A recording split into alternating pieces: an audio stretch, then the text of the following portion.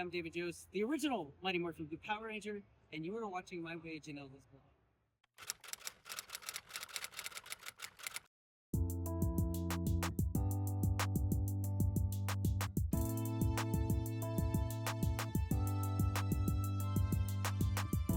Hi everyone, welcome to My Way Janela's Blog.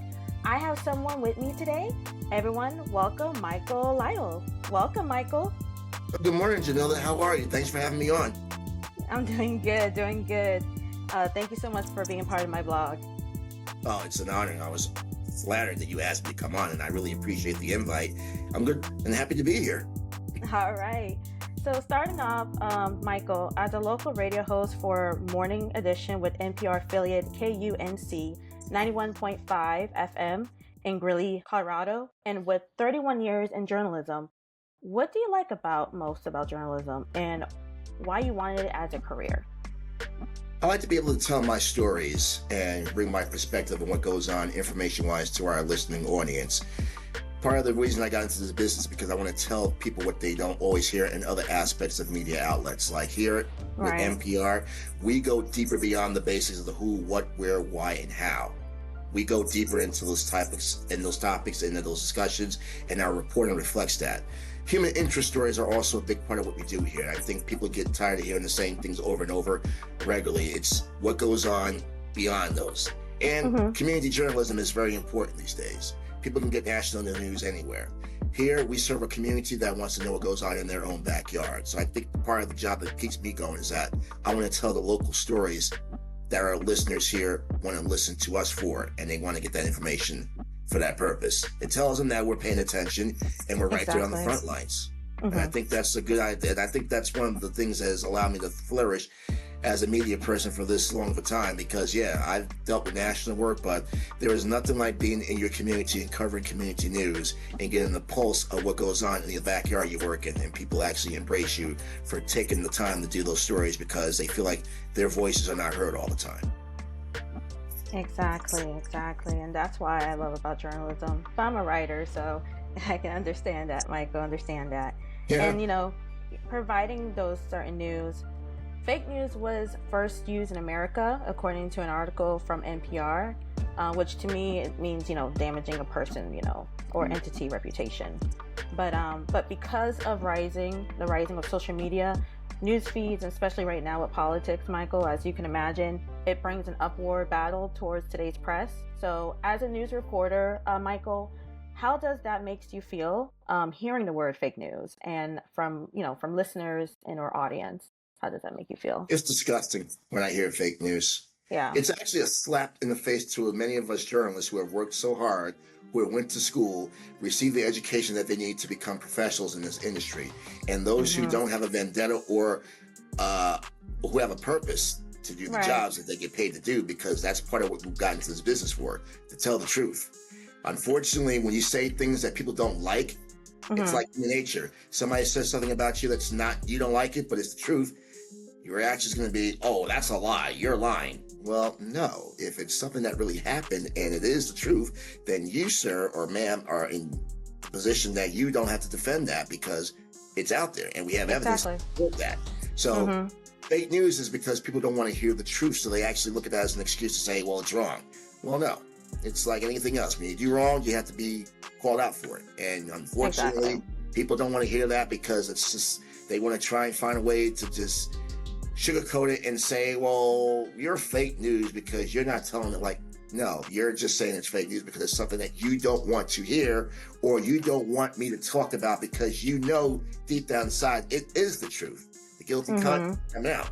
So it's easy to use that as a deflection to say that I'm fake news. And I've been called fake news before. Like I said, 31 years I've been doing this, and I've had people call me all kinds of names because, again, it's when you're telling something about somebody that they don't want to hear, it's called, they feel it's a personal attack on them.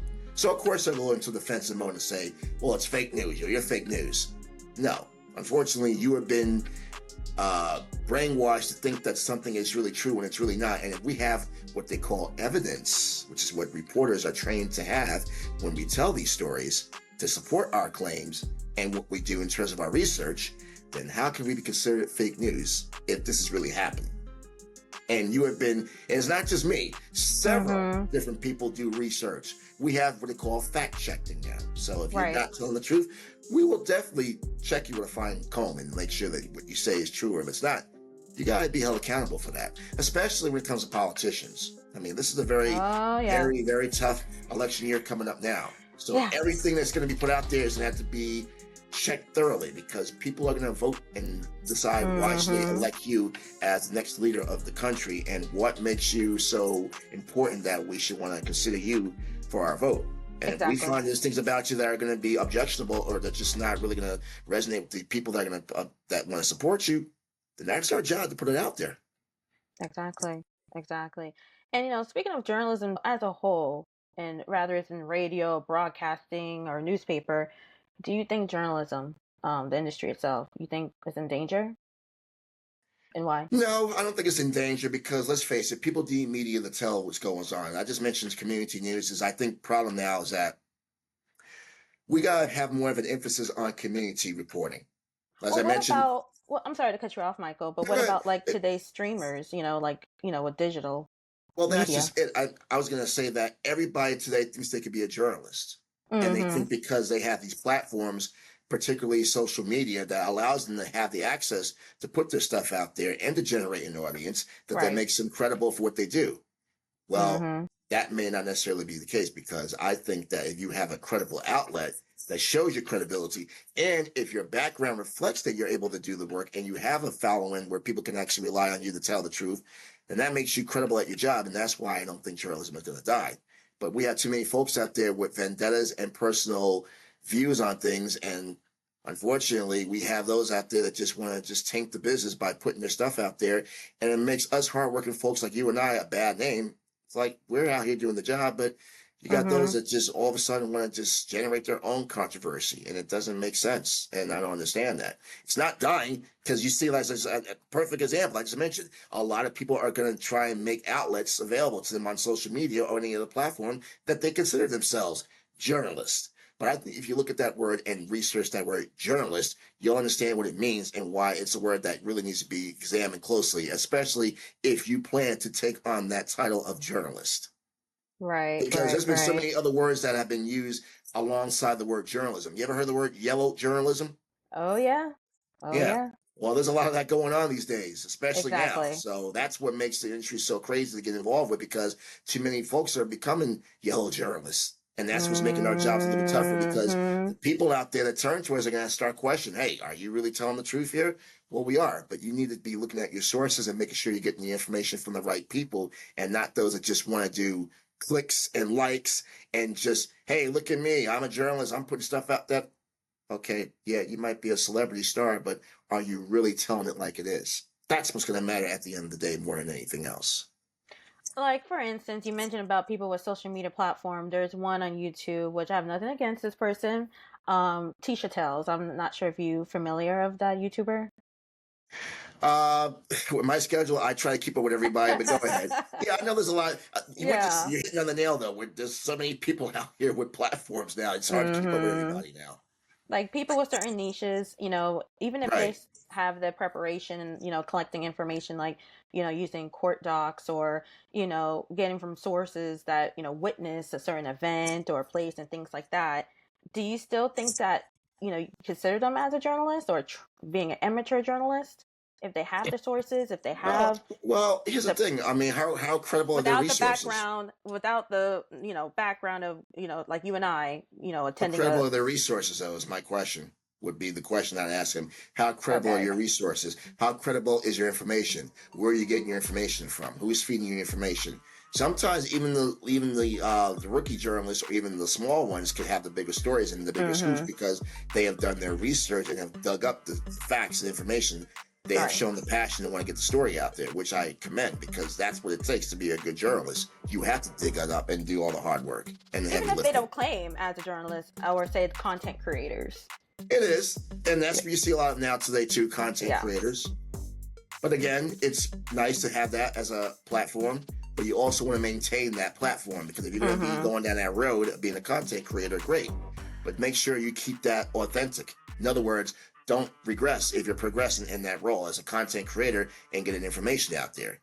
Like, don't slip up by not doing the right job you've been consistently doing, because then that really turns people off. It's like people get bored out of it so easily, and they feel like, well, this person's really not doing too much more. I mean, at one time they were good, but it's really easy for people to be disconnected when they don't see something that they like or see something that interests them. And in this day and age, you have to make sure you maintain that level of keeping people's attention. If you can't do that, then they easily get distracted or turned off. Yeah, no matter who you are, really. Right, especially if, say, like, if you're doing about drama, that's like staying consistent. You can't lose that, you know. Right. It's a challenging, unless you're Wendy Williams, but it can be challenging. Listen, Wendy Williams, listen, that's just the thing. Listen, I listened to Wendy Williams growing up, and I'm originally from New Jersey, so I grew up in the New York City area. Yeah, I'm Jersey strong, even though I live out here in Colorado. And I'm from the East Coast. I'll always be from the East Coast. So for everybody out there, no, I'm an East Coast guy. I just live out here in the West, but I'm an East Coast born and raised. But I grew up listening to Wendy Williams on WBLS when I was in New Jersey, so I know about the Wendy Williams experience before she became a big-time talk show TV star locally and nationally, and then she got syndicated, so yeah.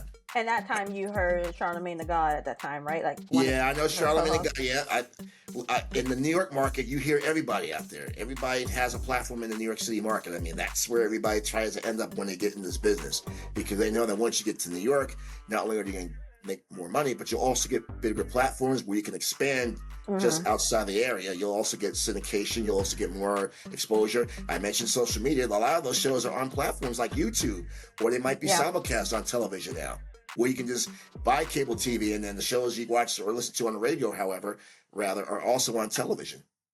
You see that with a lot of sports talk shows too, by the way. Sports talk shows are also simulcast on TV. It's how they expand their audience outside their actual local markets. Right. Even you can find certain information before it even broadcast. So, especially on YouTube. Yes.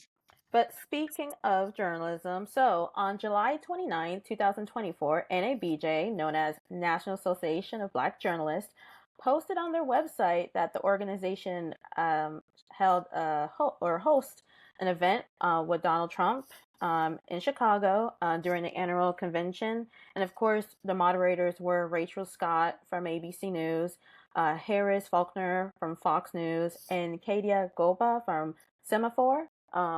All three ladies asked Donald Trump some questions. And I also want to read this statement too with you, Michael, and everyone else.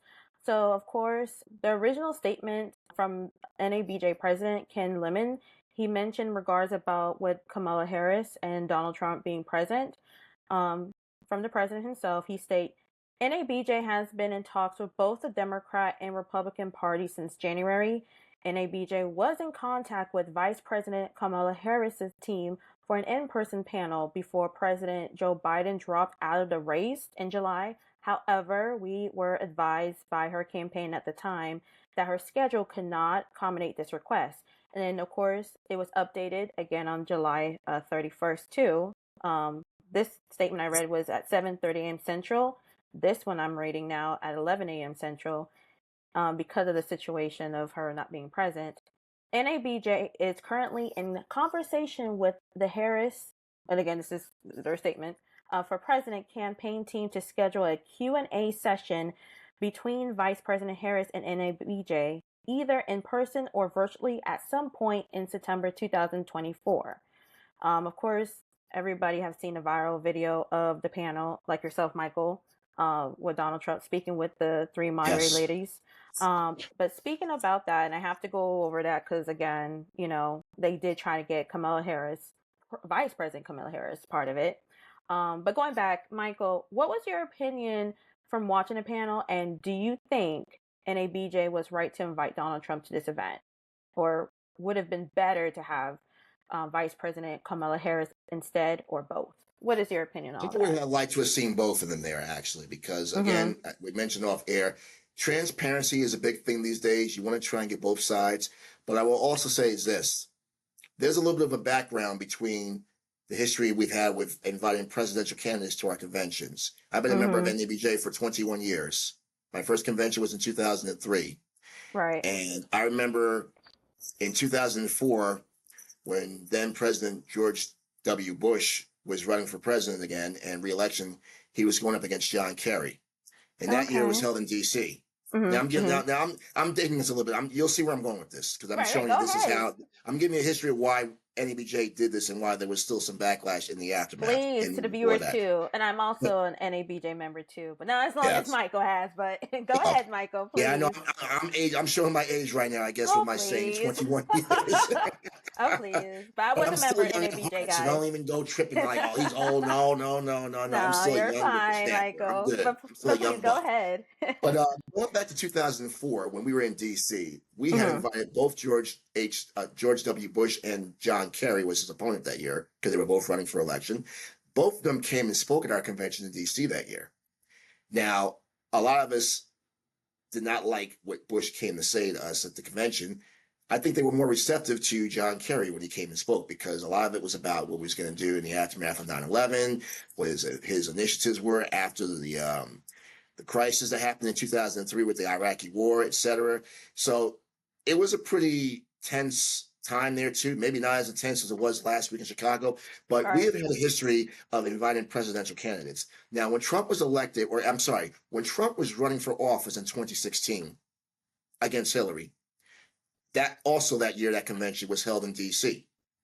We had invited both Trump and Hillary to come speak at the convention that year because let's face it, we have, as journalists, have a reason to want to have the people that are in political power a reason to speak to us. These are the ones that we need to hold them accountable because people are going to see this and this is who they're going to be basing their decision making on who to vote for that November. Right. So Trump did not show up though in 2016. He actually declined the invitation in I 2016. remember that. I think that Right. was an email being sent too from NABJ. Right. Yeah. He had declined that year, but Hillary Mm-hmm. did show up and spoke. Right. Now, everybody had their views on that. I was saying that, well, let's face it, Trump was showing that he didn't care at that time. He showed his true colors.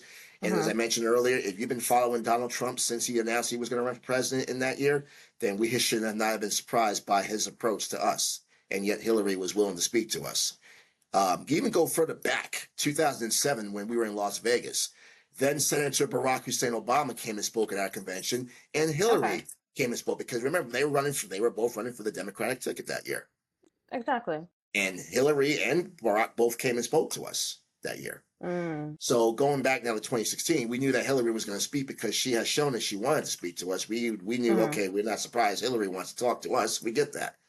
But then when Trump got elected in 2016, we try to invite him to speak to us in 2017, the next year after that, which was held in New Orleans for our convention.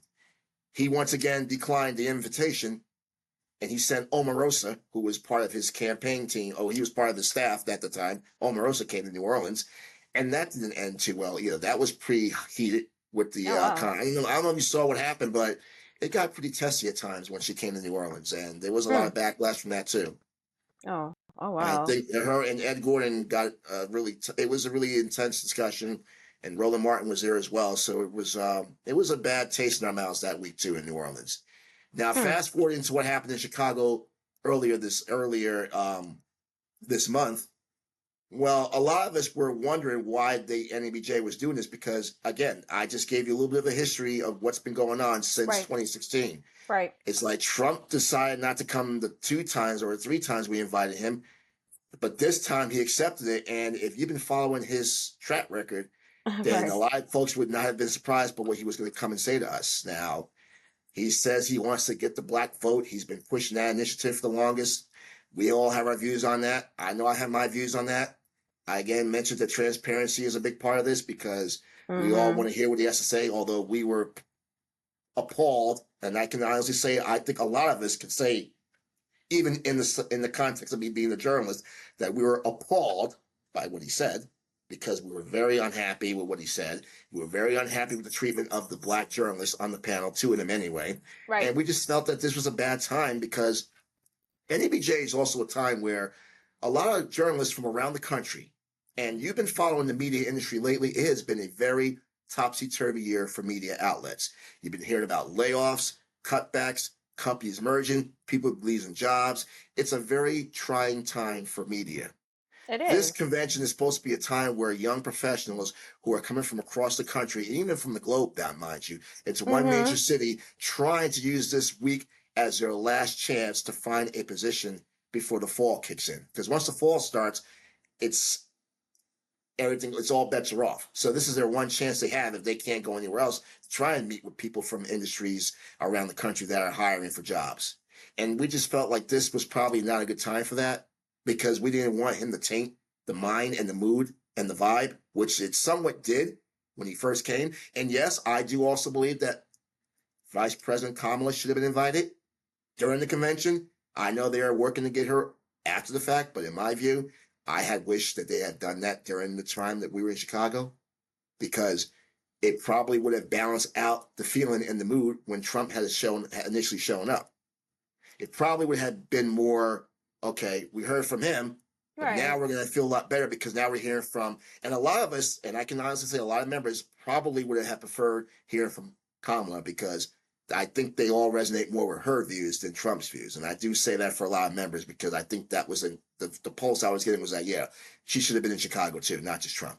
Well, you're also a Howard alumni as well, right? Oh, you know that. Well, that's part of it. Yeah, I'm sort of a little biased here because, yeah, I'm a graduate of the real HU, just to emphasize that for y'all out there that want to try and talk to me about Howard. We're the real HU, so you know who I'm saying. Yeah, we back our bison. We go strong and we go hard for our bison. Hey, I attended FAMU, so hey, you know. Well, you're HBCU fam, so we can support that. You're a part of the HBCU family. There's that meme that goes around that shows to pick the guys from Goodfellas saying that, we alum around HBCU alum can joke, but when y'all outside the HBCU family joke and don't know much about what we do in our HBCU family, it's like, wait. Right. Y'all don't know nothing about us in our HBCU service.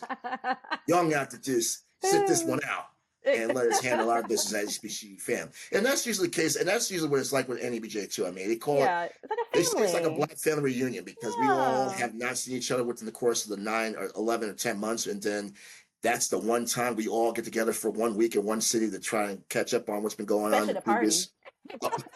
Listen, we already know about the parties, okay? I went to a couple in myself, and let me tell you, but that's my point though. We like to get loose. That's also part of the thing about going to the convention. Well, we do have to work. Well, here's the thing.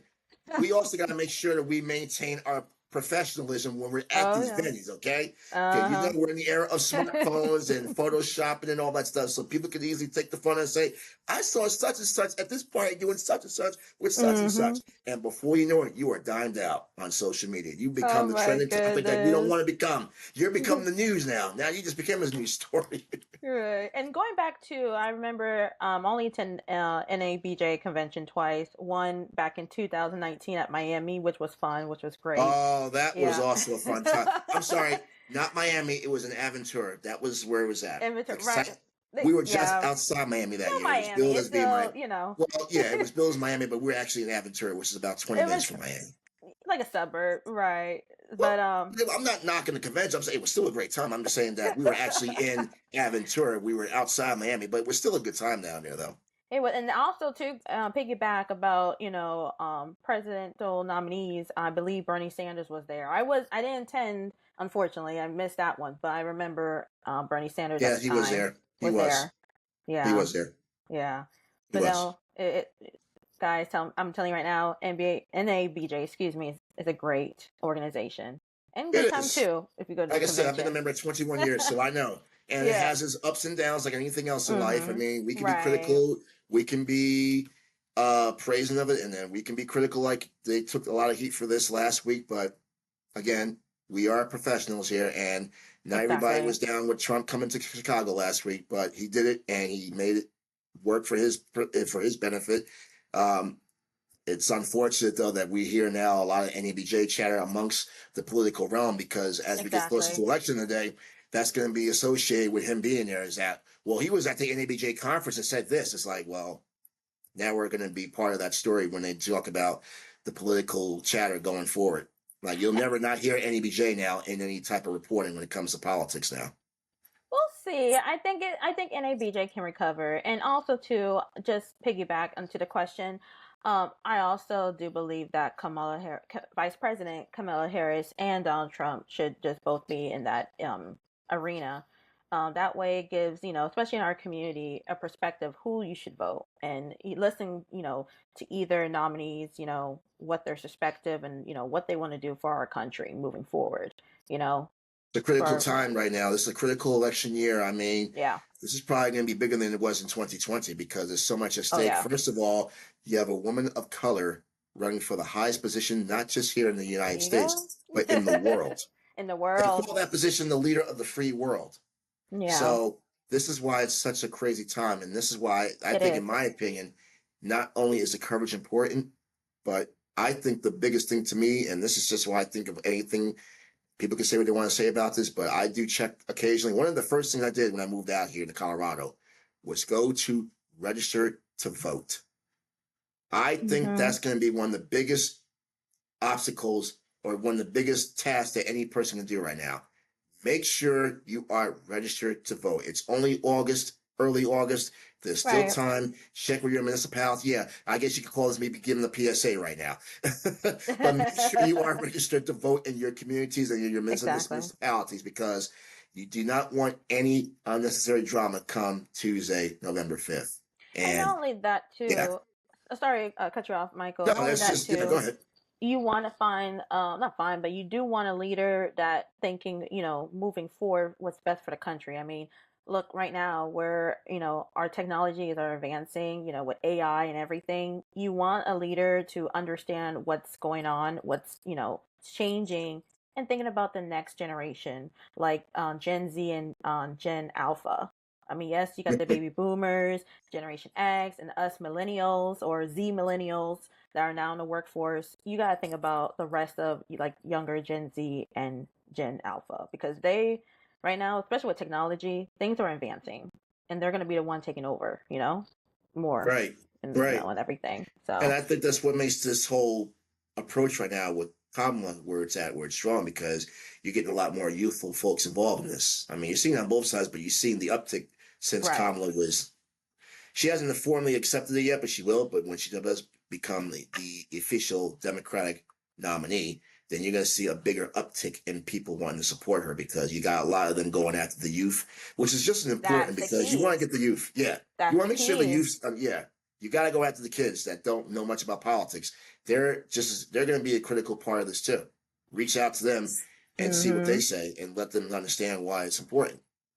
Yeah, and speaking about younger voters, so Michael, Kai Sinet, a Trinidadian and Haitian American known Twitch streamer and as a YouTuber, just recently was given a privilege to have Vice President Kamala Harris on his platform. Now, Michael, do you think Kai should have had Vice President Harris on his platform despite his knowledge or not liking politics, and why?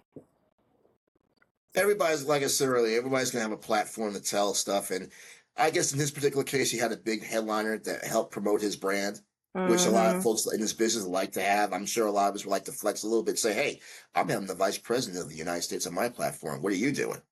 It's a personal Right. flex for him in that respect, and I get that. But in her case, I guess she feels she's going to show that, even though it may not be 100% copacetic and also truthful what's going to be discussed. But they can't say to her, and I think this is also a good campaign strategy. No one can say, "Well, she never showed up. She didn't bother coming on." Well, she did. Maybe it wasn't to how your standards were going to go with the whole interview process, but at least she showed and Right. just dropped some nuggets. Because Mm-hmm. again, you're going to reach out across that aisle to those platforms that may not have an opportunity like that to interview someone of a profile like Miss Kamala. But it happened. It was done. Maybe it was a train wreck, but at least, as you would think, she carried herself and she could say, "Well, here's what it had to be. Here's what I said." So, you be the judge. And it's easy to have somebody to be baited into doing something like that because they feel like, "Well, I got her now, so let's see what she's going to say." Well, Mm-hmm. I'm sure she's been coached on what to say and how she should present it. And even though it may not come off proper or maybe not even to that interviewee standards, it's still Right. an appearance that she made, and that's something that they can say, "Well, she did." Now you'd be the judge on how it went, but she did her job, and so that individual. Now, his track record might be shady, but again, personal flex is what that is, and I wish there were many of us that had that opportunity to do things like that too, because it would make them probably more reputable in the sense that you got somebody of a profile, but still. Yeah. I mean, I don't know much about him to say. I mean, I've seen a lot of it, but again, everybody wants to be a trendsetter today. You know, that's what Yeah. this is. Everybody wants to be it, and there's a lot more. There's a lot more innovators than imitators out there now. I think is a good way to put that. But it's also a Speak your good way to. truth. But you got to be an innovator to where it works for to your advantage, and that it doesn't turn Mm-hmm. people off. Though that's the only side to it that's good. Yeah, you can be a transcender and an innovator, but you have to make sure you make it count though for the long haul, not for the temporary. All right, and I saw a little bit of Kai's response and everything, but I mean, yeah, I'm glad he admitted that he's not into politics, but you have a platform where, say, high schoolers up to his age are inspired and watching him and doing, Twitch, YouTube stuff and everything. Use this, opportunity to just, let people know, like, hey, we're young, we're vibrant, we're going to be the next people that's going to take over this country and being future leaders. Let's talk about it. Tell me about politics. Tell me what, Donald Trump versus Vice President Kamala Harris, as the nominees to be president for 2025. Like, Right, just let me know so I can tell my viewers, besides us just, twitching about video games or, like you said, what's trending. I mean, for Kai to bring, Kevin Hart or Offset or these type of celebrities, Nicki Minaj, there are entertainers, and I get he's an entertainer as well, but at least acknowledge to know what's going on. right, You can be a trendsetter. There's nothing wrong with that. I mean, that's today's, world with social media, but and what right. makes Especially people, social media. especially making money. Let's be real. I mean, Well, yes, we you have to know, eat, pay bills, and live. So there's always that other side of the coin. You have to you have to secure that bag and make the money. We get that. I right. mean, a lot of us pay our dues to get these opportunities, and let's face it, they don't come too far and they don't come too often like this. So especially if you know it's going to be an instant hit, you definitely want to make sure you reap the profits of doing so. That I also get. Exactly. Exactly. But I really think he should have brought, if Camilla team is okay with that, but, you know, just have her come I and, just think it's good campaign strategy on her part. That's what this is. I it mean, would have. I've Yeah. covered politics for a long time too, and I know that part of the game that they also play is that you have to show face, even if you don't want to show face. That's why Trump came to Chicago earlier this month, Mm-hmm. because he could have been called out once again for not showing up when the invite was there. And that would have been another story in itself that, oh, well, once again, we invite the man to come speak to us. He chooses not to. Well, this time he accepted. And again, we were talking off the air about this. Mm-hmm. Linda, you're not going to make everybody happy in this universe anymore. You're not going to No, make you everybody don't. happy. And you're not going Mm-mm. to be in everybody's cup of tea either. Some things are Mm-hmm. just not going to resonate with people because they just don't like it and they have their beliefs and they're entitled to that. We're all human. It's human nature. Right. But in this particular case, he came, he saw, and I guess in his view, he feel like he conquered. You can leave that up to the imagination or to debate. I don't know. Right. There's two sides or three sides to that story, and I know there's many people who have opinions on both sides of that aisle with that. But he did come, and unfortunately, Kamala was not there, and that's why there's been a lot of chatter about that because VP Kamala at least should have been shown up in Chicago. So even if it was virtually, fine. But at least let's just get her there so we can hear the other side of the spectrum and not just have just him lingering after what happened after the fact. I think that's what was Right. so more upsetting was that it's kind of like a boxing match. He took the first round from us, and it was a no to the contest. I mean, he came in here, he did his business, and he left, Right. and we were left to have to steam and stew over that for the rest of the week in Chicago, with no other side to even up the odds, if you will. Right. Right. Right. But even also too, real quick, Joe Biden was also part of the Breakfast Club too, and he uses, with Charlamagne the God. I mean, hey, just to trying to win. Let me give you a little backdrop on Barack Obama back in 2008. What I Oh. thought was what Mm-hmm. stood out for his campaign, and what I'm doing is I'm trying to tie into why you're seeing a lot of these politicians like Joe Biden on the Breakfast Club and Cardi B talking with Bernie Sanders and Mm-hmm. uh, my girl Meg Thee Stallion hanging out with VP Kamala.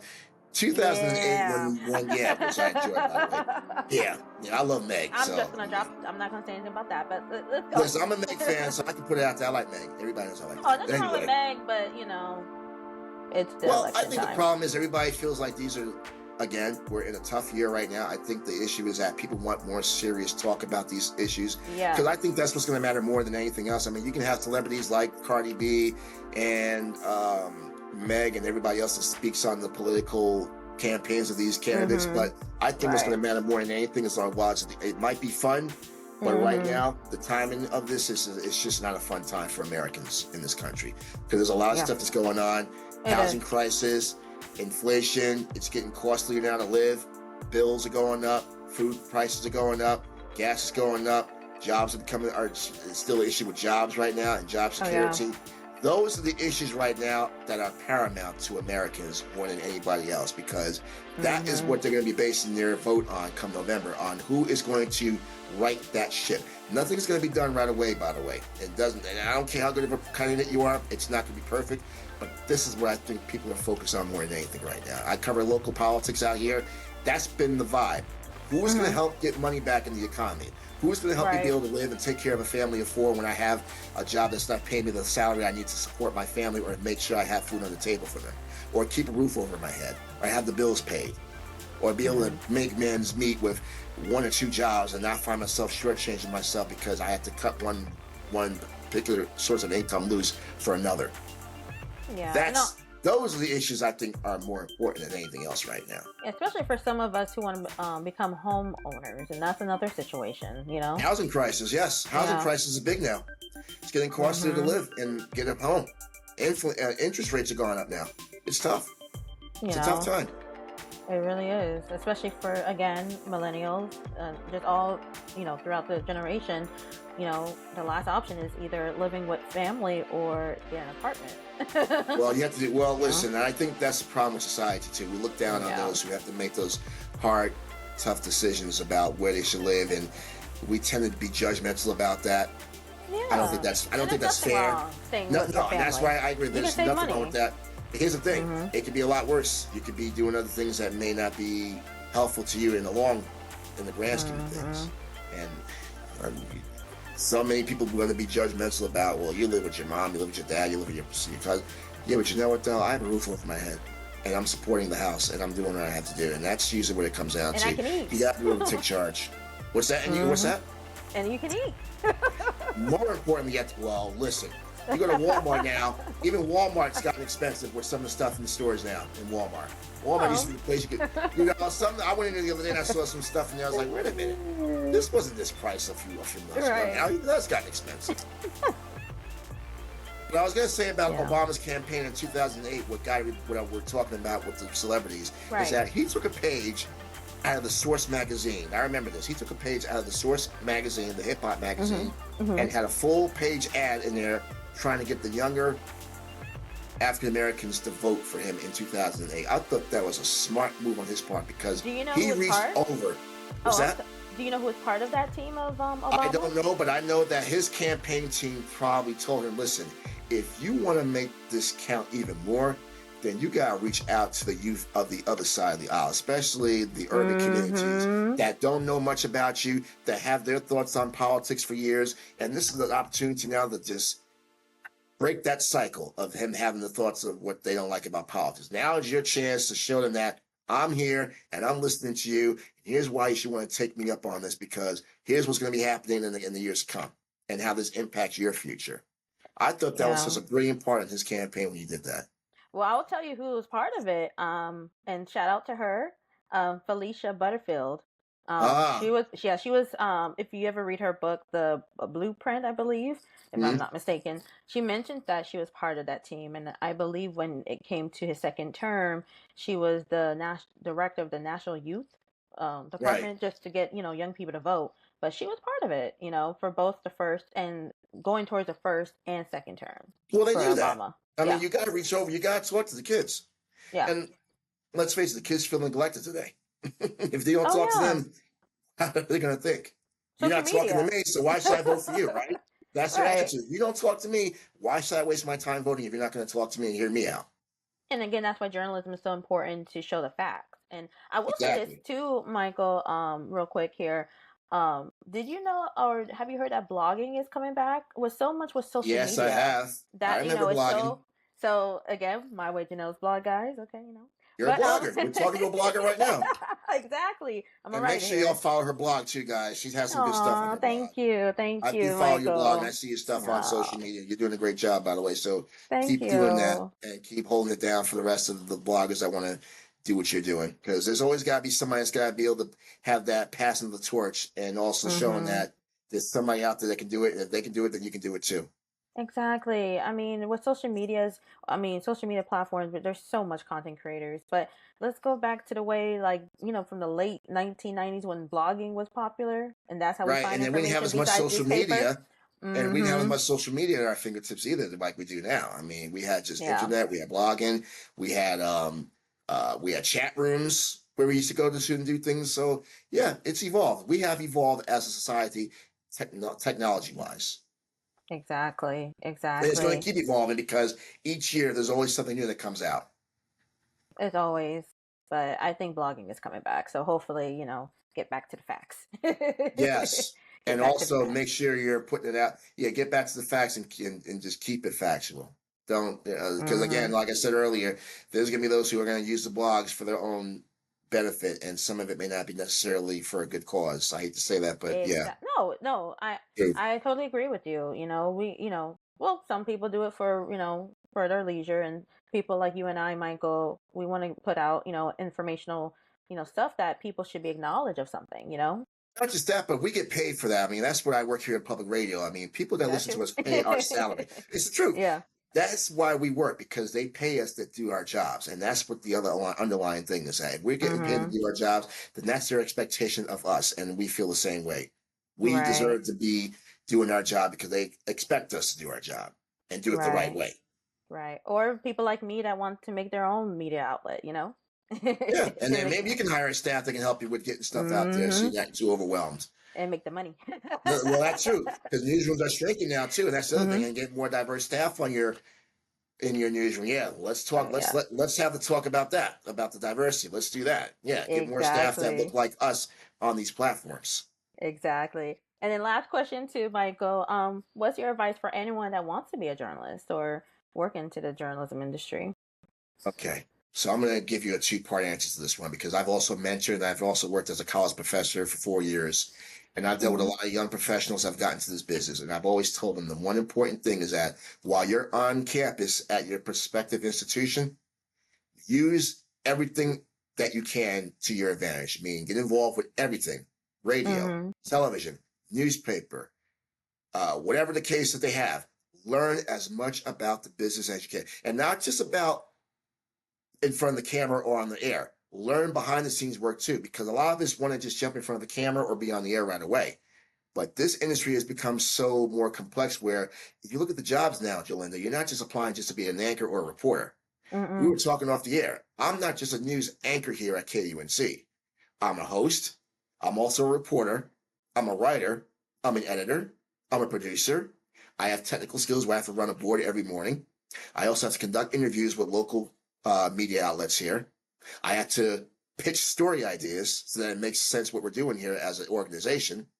And I also have to be active on social media and also be in a presence so that people know that we're out there. Right. And I also have to be able to learn all the technical sides of what I do for this job. Mm-hmm. Because so many newsrooms now are going to have you just doing more than just one position.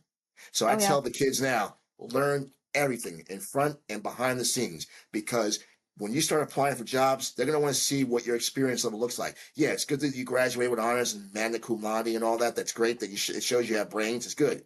But now they want to see, why should we hire you? What skills do you bring to the table that are going to want us to entice us as an organization to hire you for a salary position? Experience matters. Experience is a big thing.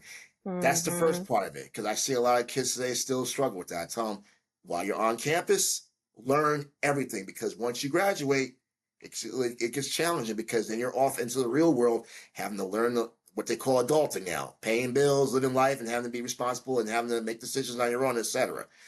The other side of that too is be willing to change your position. And I mean by people want to be sports reporters, they want to be news exec. Okay, it's great to have a focus on one particular area, but it's good to have a diverse background of your news and your information.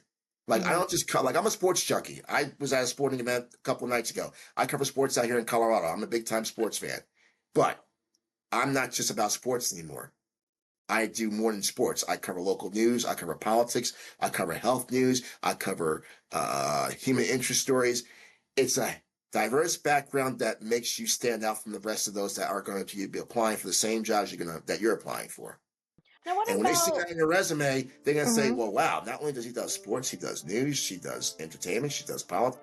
Wow, and does health and education. Pretty impressive.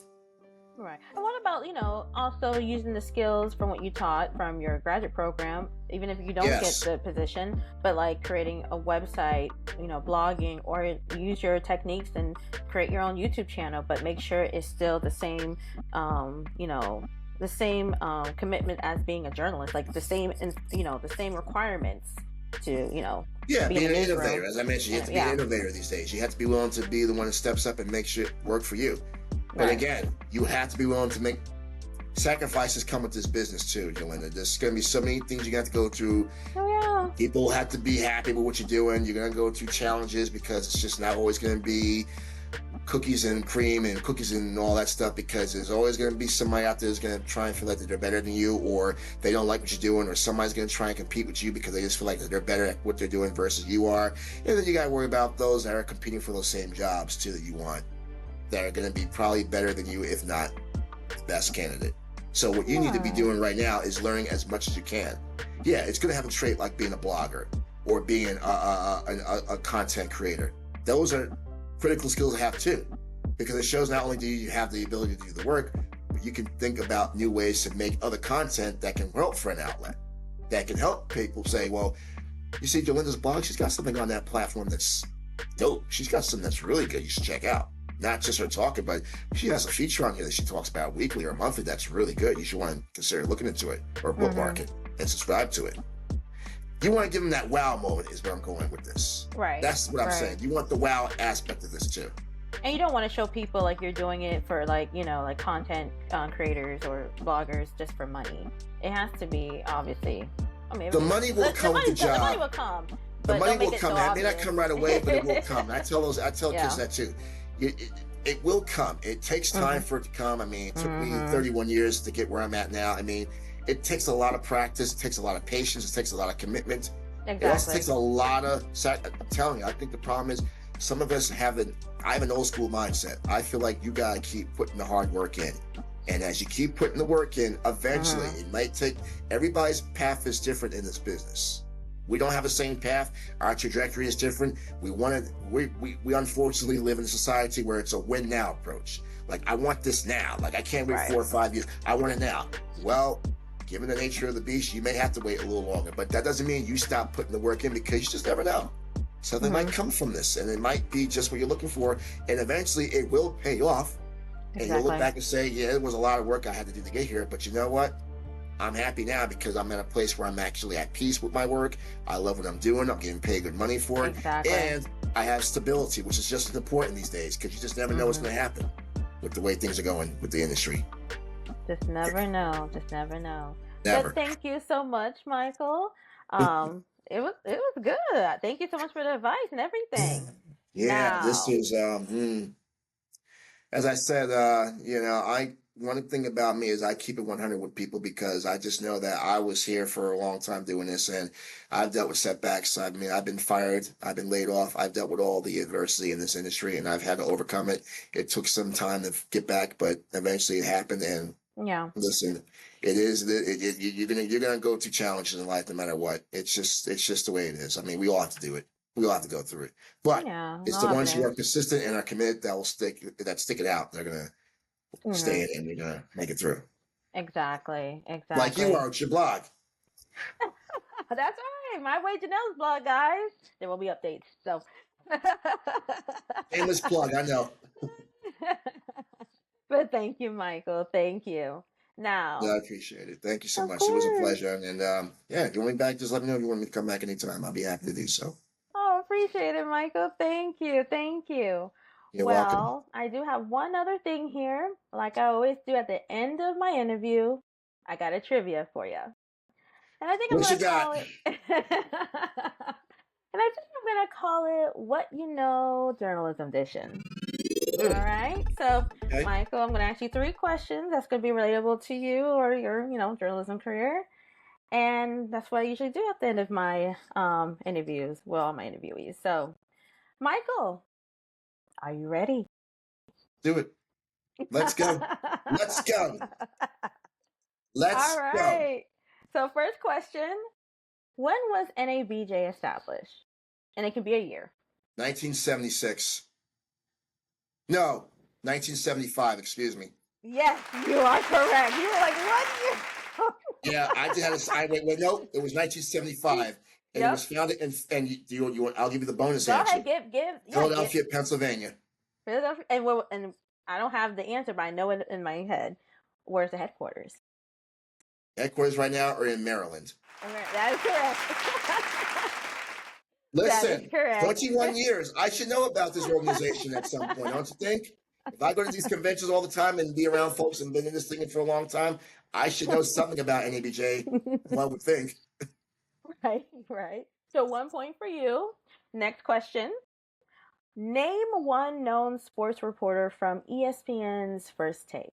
And I think everybody knows this. Everybody knows who this person is. Come on, Jominda, really? I'm going to show you. You know what I'm going to do? After I get off, I'm going to show you a picture of this person that you're talking about. And I can tell you that I've known him for a very long time, by the way. People don't know. Yeah. The answer to the question, which is Stephen A. Smith, and I've gone way back with Stephen A. Smith. In fact, I remember in 2003 when I was going to Howard, when I was about to graduate, he came and spoke to one of my classes that year. Wow. Last time I saw him was back in 2022 at the All-Star Weekend in Cleveland for the NBA. But he remembered. I said, yeah, you came and spoke to my class. And by the way, he also helped me with my master's project when I was graduating with my master's degree from Quinnipiac. He allowed me to interview him for yeah. So yeah, I told you about Stephen A. and I go way back. I know he's all over the place now, but I know Stephen A. Every time I see Stephen A., we talk. I know Stephen A. Did you get his book from last year? I haven't bought his book yet, but I've read it, and I tell Stephen, listen, I know when he spoke to me, and I've read his bio, and I've read about his background. Yeah. I know what he had. It's like anybody else who's been in the business as long as he's been. He had to make sacrifices. He had to break down barriers. He had to maybe had to ruffle some feathers a little bit to get to where he's at, but he's there now, and that's just it. And he has no shame in that. And I respect him for doing what he had to do because, let's face it, not too many people would want to be where he could make it to where he's at right now without doing the work he did. Yeah. I will say, even though he is very controversial when he wants to be, but it shows how passionate how he is in the industry. Passionate, and that's very the idea. Passionate, especially in sports. So and he's got a following on social media, on his platforms. He's got you see his pages. He may be controversial, but he certainly gets people listening and watching. And that's the other side of the business that makes you even more reputable. You might be controversial. You might rub people the wrong way. But the fact of the matter is, he's got people following his every move. Because here's the thing I've always taught.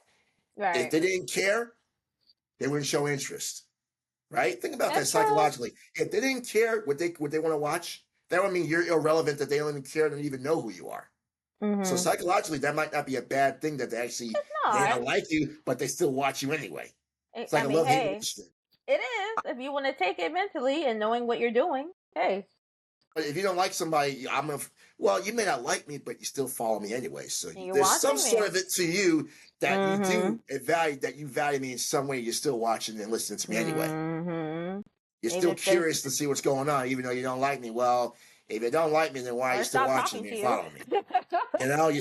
You must like me in some capacity that you're still watching me and watching my every move and following me and all that. So there's something to you that still watching. Right. Yeah. So you must like me in some way. If you don't like me, then why are you following me? Just cut me off. Right. You don't talk to me. But hey, you see, I got good stuff. I'm just saying. I mean, that's just the way it is. When you pique their interest, they may not like you because they like. I got you though. You're following me and you're watching me anyway. They like your content. Like me in some capacity that you're still locked into me. So that means I'm winning. In a sense, I got you. Creativity too. Creativity ideas. Creativity. I got you. And last question, Michael, and I think you know this one too. Who is the second co-host, radio host with DJ Envy and Just with a Mess on The Breakfast Club? We just mentioned his name a while ago. And you mentioned that you know him too.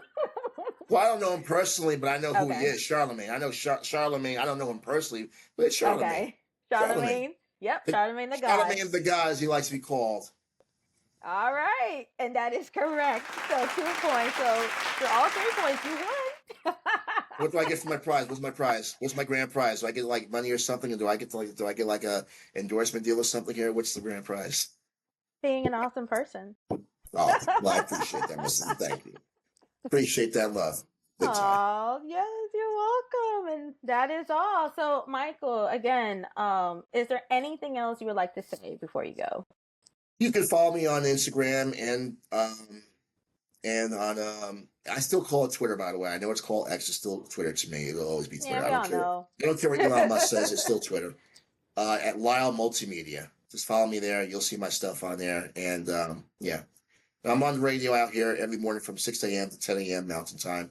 For some of you, that might be too early because you're still, or you might be early or late because you're depending where you live. Because by the time I'm on the air, half your day is done over there. Because I'm 2 hours behind out here. It's Mountain Time. Well said, Michael. But I appreciate you part of My Way Janela's blog. Thank you so much. You're welcome, Janela. It was a pleasure. Like I said, willing to come back anytime you want. Let me know.